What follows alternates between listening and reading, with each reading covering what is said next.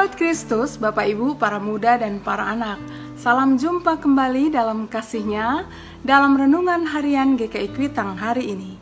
Bersama saya, Pendeta Lindawati Niman. Sahabat, hari ini kita akan belajar untuk menjadi rendah hati. Mari bersama-sama kita membuka firman Tuhan yang diambil dari kitab Yesaya pasal 10 ayat 12 sampai ayat 20. Kita berdoa terlebih dahulu, minta pertolongan Roh Kudus untuk membimbing kita menerima firman Tuhan. Mari berdoa. Ya Allah Bapa, terima kasih karena Engkau kembali membawa kami untuk merenungkan sabda-Mu. Bersabdalah, kami sudah siap untuk menerimanya. Di dalam nama Tuhan Yesus Kristus, firman yang hidup, kami berdoa. Amin. Sahabat, inilah Yesaya pasal 10 ayat 12 sampai 20. Demikian firman Tuhan.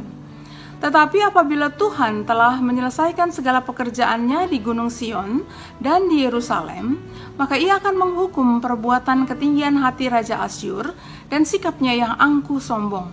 Sebab Ia telah berkata, dengan kekuatan tanganku aku telah melakukannya, dan dengan kebijaksanaanku aku telah berakal budi. Aku telah meniadakan batas-batas antara bangsa, dan telah merampok persediaan-persediaan mereka. Dengan perkasa aku telah menurunkan orang-orang yang duduk di atas tahta. Seperti kepada burung-burung, demikianlah tanganku telah menjangkau kepada kekayaan bangsa-bangsa. Dan seperti orang meraup telur-telur yang ditinggalkan induknya, demikianlah aku telah meraup seluruh bumi. Dan tidak seekor pun yang menggerakkan sayap, yang mengangkat paruh, atau yang menciap-ciap. Adakah kapak memegahkan diri terhadap orang yang memakainya? Atau gergaji membesarkan diri terhadap orang yang mempergunakannya? Seolah-olah gada menggerakkan orang yang mengangkatnya, dan seolah-olah tongkat mengangkat orangnya yang bukan kayu.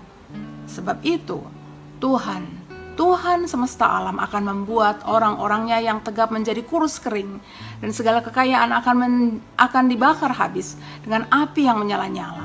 Maka terang Israel akan menjadi api, dan Allahnya yang Maha Kudus akan menyala-nyala, dan akan membakar dan memakan habis putri malu dan rumputnya pada satu hari juga. Keindahan hutan Asyur dan kebun buah-buahnya akan dihabiskannya dari batangnya sampai rantingnya, sehingga akan menjadi seperti seorang yang sakit merana sampai mati.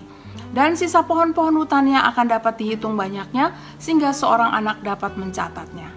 Tetapi pada waktu itu sisa orang Israel dan orang yang terluput di antara kaum keturunan Yakub tidak akan bersandar lagi kepada yang mengalahkannya, tetapi akan bersandar kepada Tuhan yang Maha Kudus, Allah Israel, dan tetap setia. Demikianlah firman Tuhan. Berbahagialah tiap orang yang suka mendengar dan yang memelihara dalam hidupnya sehari-hari. Sahabat Kristus, Bapak Ibu, para muda dan para anak, sering karena beberapa keberhasilan seseorang menjadi tinggi hati atau sombong, ya. Padahal segala keberhasilan kita itu datangnya dari Tuhan. Demikian juga kita diharapkan untuk selalu setia dan rendah hati dalam segala keadaan, walau jalan hidup kita mungkin nampak lambat. Karena sesungguhnya Tuhan Allah yang berkuasa sedang menuntun kita untuk menemukan dan mengalami kehidupan yang indah bersamanya. Seperti bangsa Asyur yang demikian angkuhnya, karena bangsa-bangsa lain takut pada kekuatannya, ya, dari ayat 13 dan 14 tadi. Namun Tuhan Allah akan menghabisinya karena kesombongannya itu, ayat 16 sampai 20. Nah, demikianlah umat Tuhan, kita mesti belajar bahwa kesombongan selalu saja tak mendatangkan kebaikan. Karena dalam kesombongan orang menjadi tak berperasaan, tak peduli, dan cenderung menjadi jahat. Dan menghadapi kesombongan seperti itu, lalu umat kita semua diminta untuk tetap bergantung dan bersandar kepada Tuhan saja, sumber kekuatan, kelepasan, dan pertolongan. Umat yang beriman, sahabat Kristus, kita ini adalah orang yang telah menerima keselamatan dalam Tuhan Yesus Kristus. Kita percaya bahwa Tuhan Allah yang penuh kasih sangat mengasihi kita, sehingga kita beriman bahwa sumber kekuatan dan kelepasan, kekuatan dan segala berkat dalam kehidupan kita adalah dari Tuhan saja. Kita juga akan menjadi orang-orang yang tumbuh dalam kerendahan hati, karena beriman bahwa Tuhan Allah sajalah yang selama ini dan saat ini dan sampai yang akan datang akan menjadi tempat kita bergantung dan berharap di tengah segala usaha dan perjuangan kita. Segala keberhasilan juga kita selalu imani semua itu karena hasil dari kasih dan pertolongan serta berkat dan kuasa dan kebesaran Tuhan Allah yang mengasihi kita.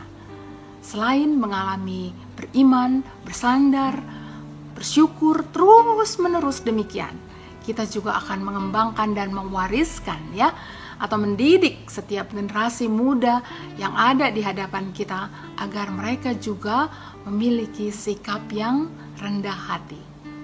Ini akan membuat mereka menjadi sosok manusia yang rendah hati, yang selalu sabar, penuh empati, jauh dari kejahatan.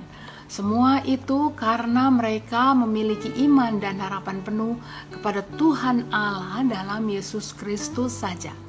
Kiranya Tuhan Allah dalam Yesus Kristus membimbing dan memelihara serta menguatkan kita selalu dalam segala keadaan dan memberi kita kekuatan untuk memberitakan kasih Allah yang besar yang menjadikan kita dan semua orang yang ada di sekitar kita menjadi umat yang rendah hati karena selalu beriman dan bersandar kepadanya.